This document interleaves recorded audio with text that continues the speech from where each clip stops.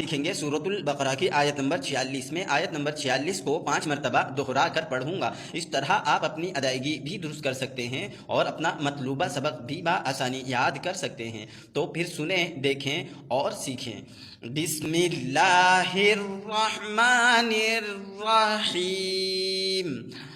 الذين يظنون أنهم ملاقو ربهم وأنهم إليه راجعون. الذين يظنون أنهم ملاقو ربهم وأنهم إليه راجعون. الذين يظنون أنهم ملاقو ربهم وأنهم إليه راجعون.